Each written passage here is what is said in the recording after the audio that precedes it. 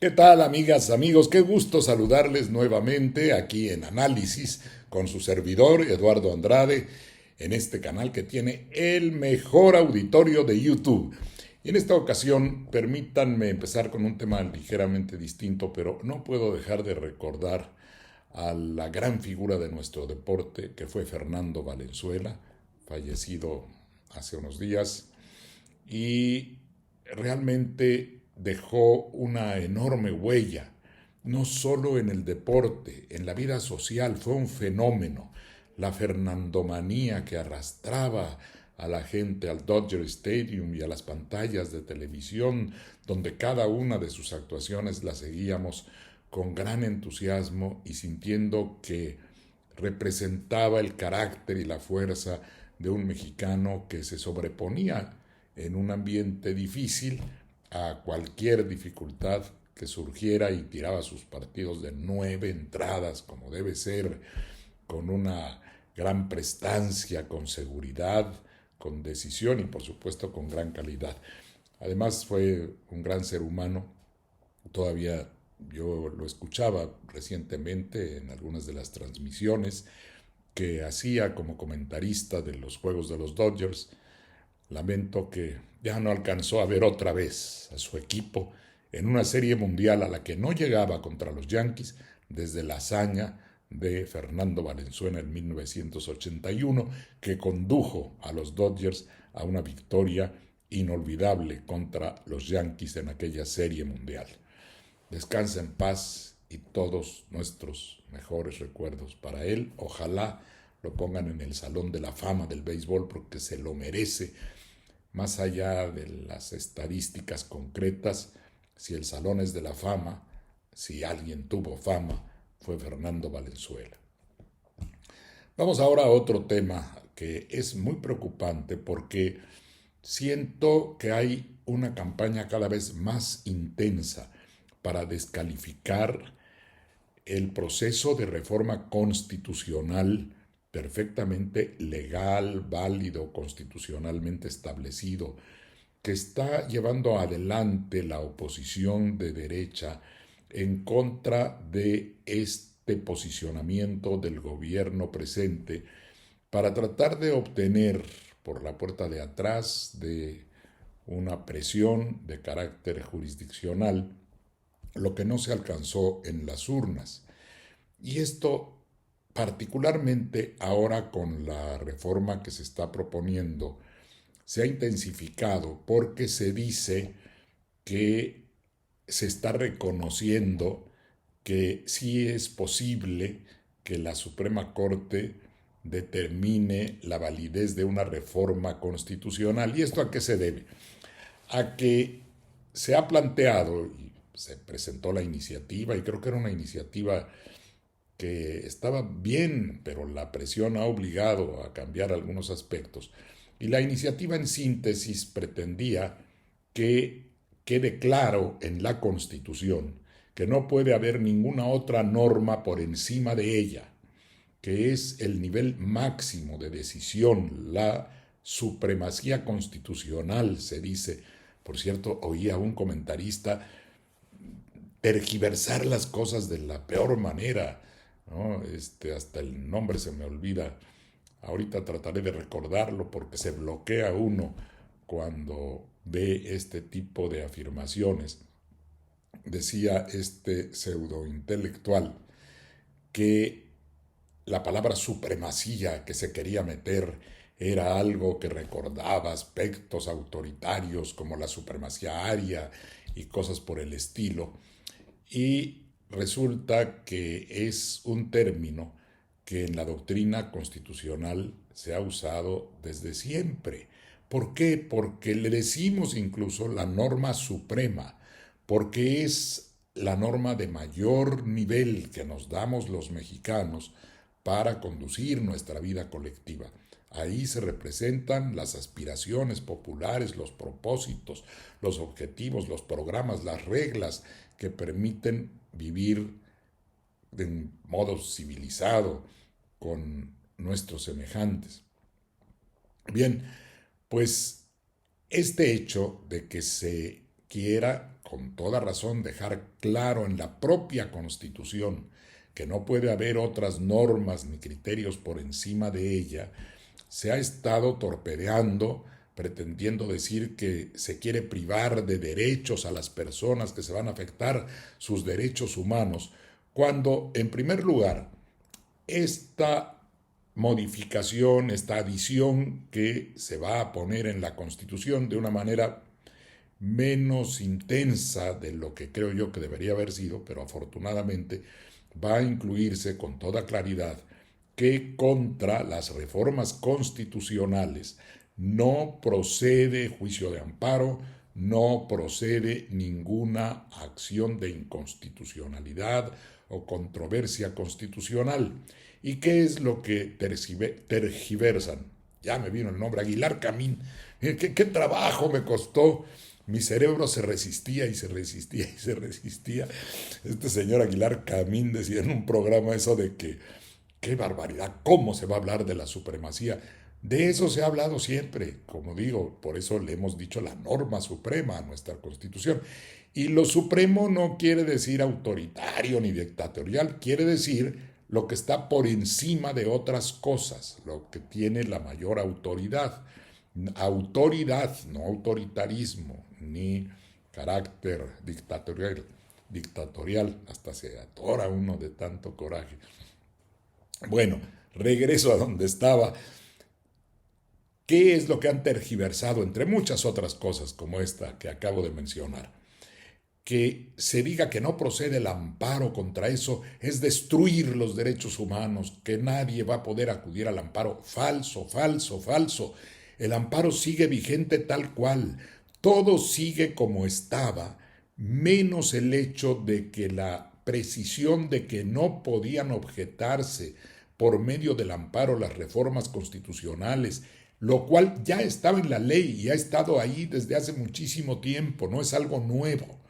Lo que se está haciendo es que para evitar que se quieran saltar esa regla que está en la ley y que está bien puesta en la ley, porque la Constitución le concede al Poder Legislativo que regule la competencia de los tribunales, de los juzgados, y al regular la competencia, es decir, para aquello que pueden hacer, lo que pueden resolver, está previsto que no pueden resolver asuntos de amparo que pretendan echar abajo a la Constitución, porque la Constitución, a esa Constitución se le cuida a través del amparo. Pero lo que se está haciendo es querer que el amparo sirva para destruir la Constitución, es poner el mundo al revés, porque la Constitución ya contiene las normas que deciden al máximo nivel todos los miles de legisladores que hay en el país. De modo que hay que ir separando todo esto. Número uno, la previsión de que contra el amparo o que contra las reformas constitucionales no procede el amparo, ya estaba en la ley. Pero como se quiere saltar esa regla, esa norma que refleja la circunstancia de que no se puede afectar la Constitución mediante el amparo, y quieren lograr eso por otras vías, diciendo que la propia Suprema Corte podría echar abajo esa ley, se decide llevarla claramente a la Constitución para que no quede duda. Claro, a lo mejor si se acepta que sigan avanzando con esa intención, o más que intención, con esa actitud de violentar la Constitución desde el Poder Judicial en vez de defenderla, hasta esta norma que se está aprobando podrían querer anularla. Pero, ¿en qué consiste subir a la Constitución algo que ya estaba y que estaba bien? Que se quiere fortalecer en mayor medida, y no es la primera vez que se hace. La pensión para los adultos mayores ya estaba fijada legalmente, ya existía desde antes de que se hiciera la promoción de elevarla a rango constitucional, se dice. ¿Para qué? Para que quedara con mayor solidez, no porque estuviera mal, no porque fuera ilegal, sino simplemente para que se le dé más fortaleza a eso que se quiere que diga la Constitución y que no se quede solo en el rango de la ley, donde estaba perfectamente bien, como ha estado esta definición de que contra las reformas constitucionales no procede el amparo. No se está cambiando ninguna posibilidad de defensa de las personas con el hecho de que se refuerce la validez plena de la Constitución, que es justamente lo que se está haciendo. En algún tiempo, por ejemplo, los partidos políticos no estaban regulados en la Constitución, pero estaban en la ley, en las leyes electorales. En 1977 decidimos que estuvieran incluidos en la Constitución. ¿Eso quiere decir que estaba mal la ley? No, quiere decir que se les quería elevar a un rango de mayor solidez, considerándolos entidades de interés público y poniendo su regulación en la Constitución. De modo que no es extraño que algo que ya está en la ley, para fortalecerlo, sobre todo si alguien quiere derribarlo o hacer que no tenga efectos, es importante que esté en la Constitución. Pero es absurdo decir lo que algunos están diciendo. Lo quieren poner en la Constitución porque entonces quiere decir que sí se podría hacer esa revisión por parte de la Suprema Corte y dejar sin efecto una norma constitucional. Eso no se ha podido ni debe poderse y no se podrá seguramente con mayor fuerza una vez que se apruebe la reforma constitucional que no está privando de derechos a nadie. La iniciativa, además, contemplaba algo que a mí me parece que no debió desecharse, porque en el artículo primero se pretendía dejar muy claro que la Constitución es la norma suprema y que no podrían modificarse decisiones de la Constitución por algún tratado internacional que se quisiera hacer valer sobre la Constitución, lo cual nunca lo ha permitido la Constitución. El otro día explicaba yo que, por supuesto, los tratados internacionales no pueden estar por encima de la Constitución porque hay un artículo de la Constitución que dice, el 133, que los tratados deberán estar de acuerdo con la Constitución. Pero ha habido una doctrina que quiere ir erosionando la soberanía popular y ha llegado a decir que porque los tratados están mencionados en igualdad de circunstancias en el artículo primero, tienen el mismo valor que la Constitución. Eso es falso. Y ahora explicaré además por qué. Pero suponiendo que fuera cierto, suponiendo sin conceder, como decimos que fuera cierto, ello sería la prueba de que no puede haber un tratado por encima de la Constitución, porque lo que es igual a otra cosa no está por encima. Pero además nuestra propia Constitución en muchos artículos dice que una determinada situación o circunstancia se regulará de acuerdo a lo que digan la Constitución y las leyes. En materia electoral, en otras materias, en el artículo 28 está mencionado varias veces, está mencionada esta fórmula, para que quede claro que se van a regular aspectos que están ahí puestos como base en la Constitución y que esa regulación se hace de acuerdo a la Constitución y a las leyes. Eso no quiere decir que las leyes tengan el mismo nivel de la Constitución. Bien, de modo que haber dejado en claro eso en el propio artículo primero no tenía ninguna intención de afectar derechos humanos, simplemente que quedara explícito, tanto en el artículo primero como en el 133, que por encima de la Constitución no puede haber nada. Ni nadie puede estar arriba de la Constitución, ni los ministros, por supuesto. Pero, ¿qué es lo que realmente está ocurriendo? Este no es un problema jurídico. Podemos discutir jurídicamente siglos, pero ante dos posiciones, una cerrazón de la parte derechista, hay que decirlo así de claro, este es un pleito entre la derecha y la izquierda en el mejor sentido, porque cuando se dice izquierda quiere colgarse a las personas la etiqueta de comunistas, no hay tal. Un pensamiento de izquierda es un pensamiento que ve primero por la sociedad, que piensa que el bienestar general es el valor más importante y que no puede prevalecer simplemente un capricho individual sobre lo que la sociedad requiere. Y por supuesto la sociedad requiere que se cuiden los derechos de todos nosotros, son las dos cosas juntas. Pero cuando los derechos humanos se empiezan a usar como bandera para destruir una política social, entonces ya estamos en el terreno del pleito político, de la diferencia política, que en las urnas la gente resolvió a favor de una política de izquierda, es decir, una política que vea primero por los más necesitados, que procure que los programas sociales ayuden a la comunidad, que se preocupe porque los servicios como la salud y la educación se ofrezcan públicamente, porque las empresas públicas den servicios como la Comisión Federal de Electricidad para beneficio en general de las personas y no el lucro de unas cuantas empresas. Para una persona de derecha está primero el lucro de las empresas, está primero la ganancia personal, está primero el que se considere que hay todas las cosas deben estar en el mercado, es decir, a la venta. La salud, el que no tenga para pagar su salud, pues ni modo, dirá un derechista. Es que ha sido flojo, es que no ha trabajado, es que no ha ahorrado, que no tiene para pagarse una universidad, como pasa en Estados Unidos. Pues no, que no estudien. Una persona de izquierda dirá, no, espérate, la salud es algo colectivo, sí, en cada persona, por supuesto, pero es un valor que la sociedad requiere cuidar en su conjunto, solidariamente. Una persona de izquierda es solidaria, una persona de derecha es egoísta.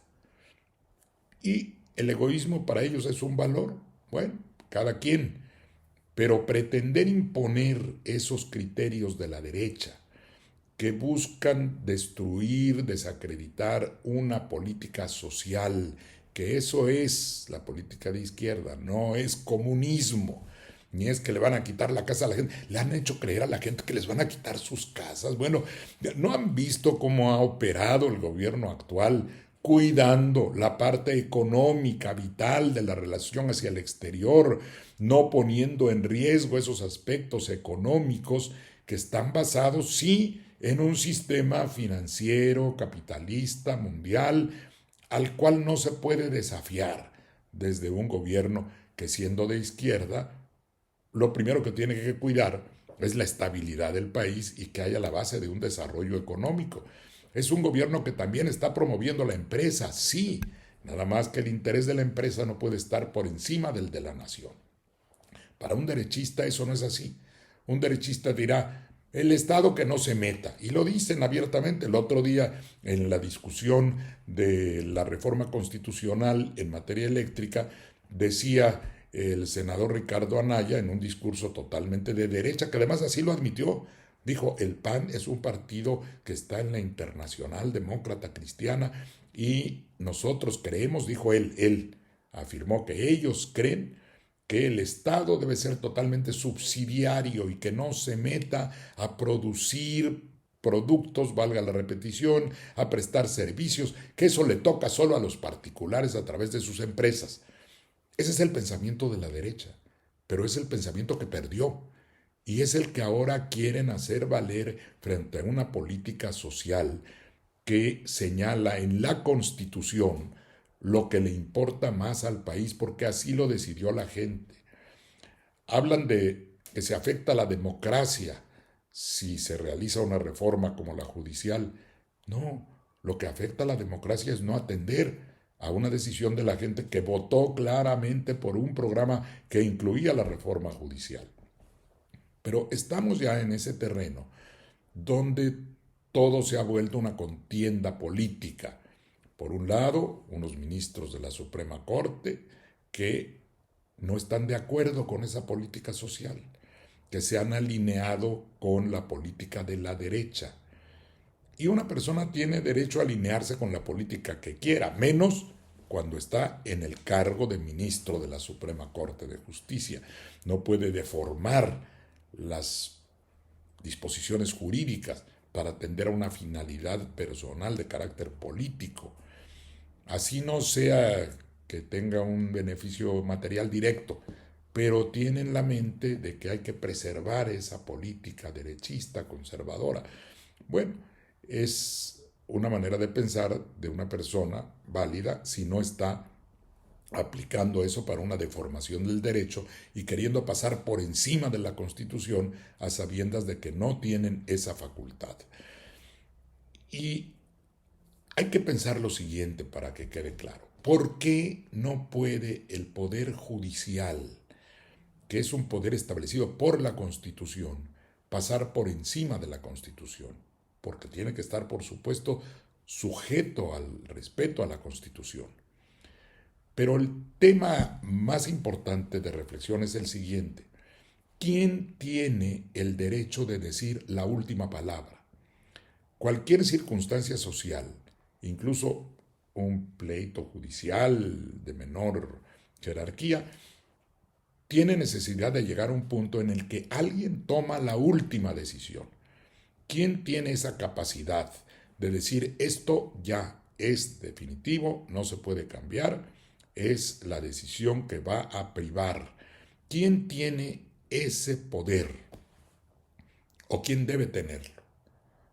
¿Unos ministros de la Suprema Corte, unos jueces, unos magistrados? ¿O debe tenerlo la gente que resolvió poner un texto en la Constitución?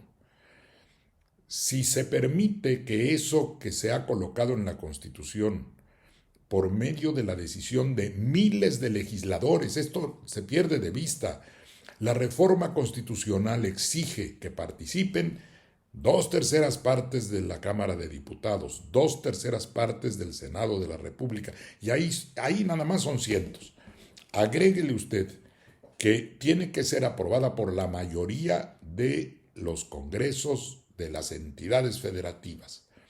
Son más de 1,000 diputados locales los que están ahí y que va a pasar por sus manos la reforma y que tiene que contar con una mayoría muy grande de ellos, y los sumamos, seguro no tengo aquí la cifra exacta, pero más de 500. A mí me tocó conducir la organización de todos los diputados locales del país y en ese momento más de 1,000 miembros estaban en la denominada COPECOL. Bueno, quiere decir que toda la fuerza legislativa del país, miles de representantes populares, toman una decisión para que ésta se integre a la Constitución. ¿Puede esa voluntad de miles ser echada abajo por la voluntad de 8 personas muy brillantes, puede ser 8 ministros de la Constitución, que no estén políticamente de acuerdo con esa decisión? Puede echarse abajo por 9 jueces de una corte interamericana fuera del país, donde ni siquiera va a haber un mexicano o mexicana. ¿Con qué autoridad puede resolver un tribunal exterior? ¿Quién los eligió? ¿De dónde salieron? Los nombran una serie de delegados en la Organización de Estados Americanos sin que tengan ninguna base democrática. Es democrático entonces ese llamado control de convencionalidad que esos señores jueces del exterior ejercen y que puedan decir, quítenle lo que resolvieron millones de mexicanos en las urnas y miles de legisladores para ponerlo en la Constitución, quítenlo porque no nos gusta, pueden decir esos 9 jueces externos de la Corte Interamericana ejerciendo el control de convencionalidad. Por eso yo sí creo que el artículo 1 debería haber dicho que no puede dejarse sin efecto una reforma constitucional por un presunto control de convencionalidad. Que eso es lo que significa. Convencionalidad significa poner la soberanía del país en manos de 9 personas de afuera o, si se quiere, con la complicidad de 8 de adentro, de los 8 ministros de la Corte, que están dispuestos a desconocer lo que siempre ha estado establecido en el derecho constitucional mexicano, que la Corte es vea nada más, estaba a punto de decir la mayor barbaridad, que la norma suprema, que la Constitución es la norma suprema. Lo que ellos quisieran era que la Corte fuera esa norma suprema, que la última palabra la dijeran estos 8 ministros y no los miles de legisladores y los millones de votantes que antes llevaron a esos miles de legisladores a su sitio.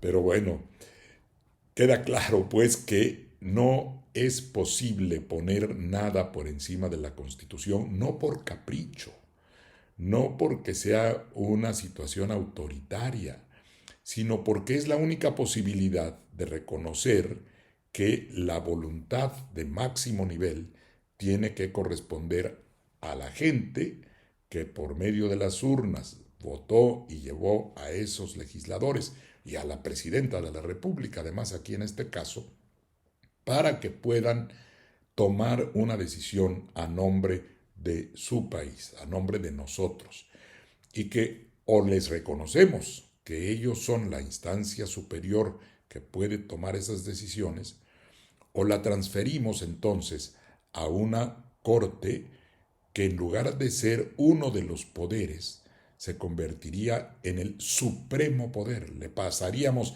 la supremacía del pueblo a través del proceso que ya hemos explicado a unos cuantos ministros de la Suprema Corte de Justicia, que entonces podrían hacer, ahí sí, lo que quisieran.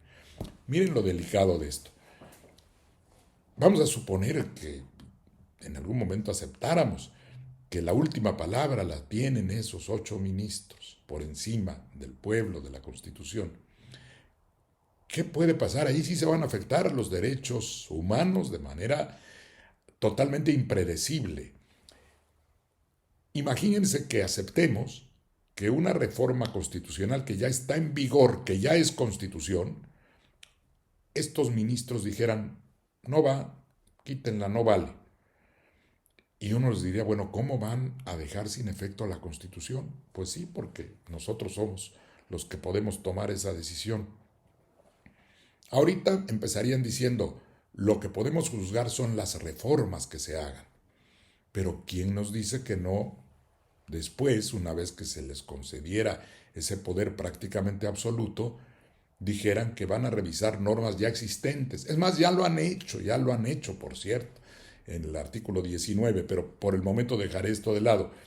Vamos a suponer que un día dicen, pues también las normas que ya están, vamos a revisarlas, y pide a alguien que veamos si de veras deben estar en la Constitución o no, vamos a revisarlo. Y el pensamiento de derecha, por ejemplo, que está en contra de los programas sociales, eso lo han dicho. Fox dijo alguna vez que había que quitar los programas sociales, que porque incrementan la flojera. Ese es el pensamiento de derecha. Bueno, supongamos que aprovechando el viaje, que ya quieren ir mellando, minando la fuerza de la Constitución, un día digan, oiga, esa regla de los programas sociales, ese programa de pensiones a los adultos mayores, cuesta muy caro.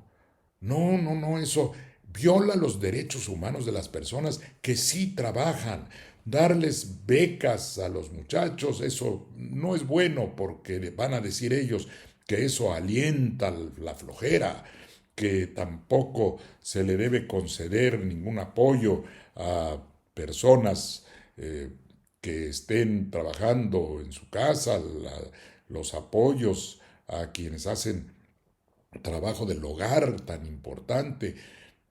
Quiten todo aquello que sea un beneficio para la gente, porque no se va a poder financiar bien, porque son programas que no tienen sustento, porque se van a caer, porque afectan derechos de las personas que sí son trabajadoras y que aportan sus impuestos para que otros muchos reciban beneficios que no merecen. Ese es el pensamiento de la derecha.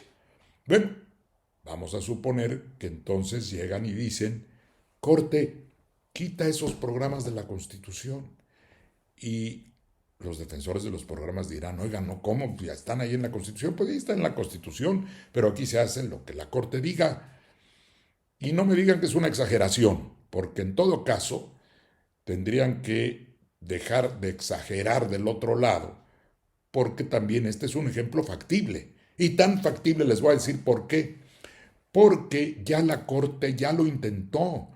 El artículo 19 constitucional lo han querido dejar sin efecto, alegando que resulta contrario a convenciones internacionales y que es injusto para las personas que reciben esa decisión de los jueces, porque son los jueces los que finalmente, al poner en un proceso penal a una persona, si es de los delitos que merecen prisión preventiva oficiosa, que quiere decir que no pueden salir bajo fianza, ya los jueces, al señalar que pueden ser responsables de esos delitos, están dejando en claro que se les tiene que aplicar la prisión preventiva oficiosa. Por supuesto que es una reducción de la presunción de inocencia, claro que lo es, igual que la que deciden los jueces, aunque no sea por previsión de la propia Constitución. Pero ahí los señores ministros solo están viendo un lado, el derecho que sí existe de los procesados, de los acusados por un delito, pero dejan de ver el derecho de las víctimas.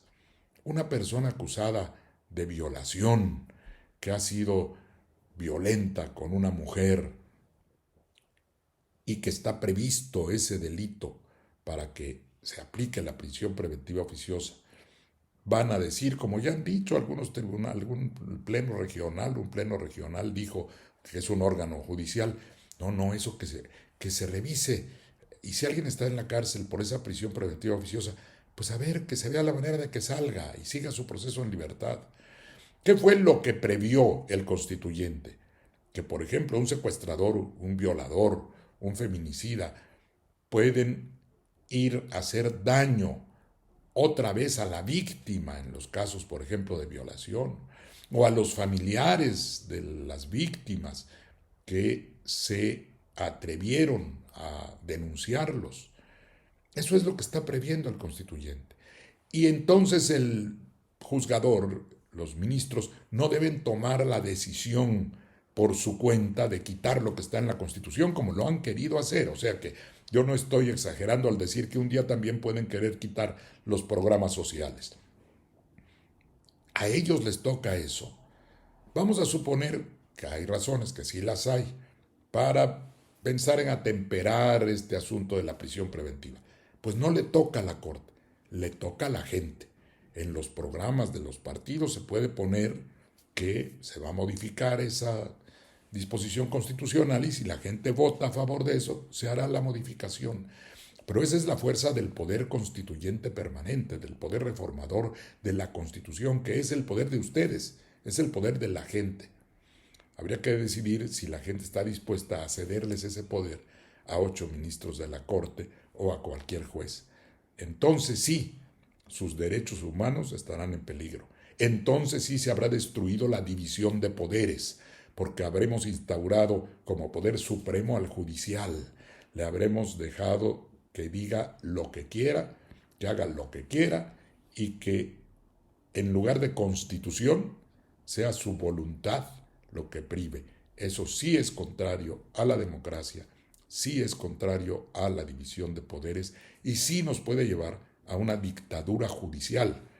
Y esa dictadura judicial sería la dictadura de la derecha, que lo que quiere es vencer por esta vía a la gente que votó por otros programas y que no son del agrado del sector derechista, que a la manera de la fábula de Sopo, del lobo con piel de oveja, se pone la piel de los derechos humanos para decir que eso es lo que los mueve cuando son otros intereses, otros propósitos contrarios a la mayoría, eso sí es contramayoritario, lo que quieren llevar a la práctica.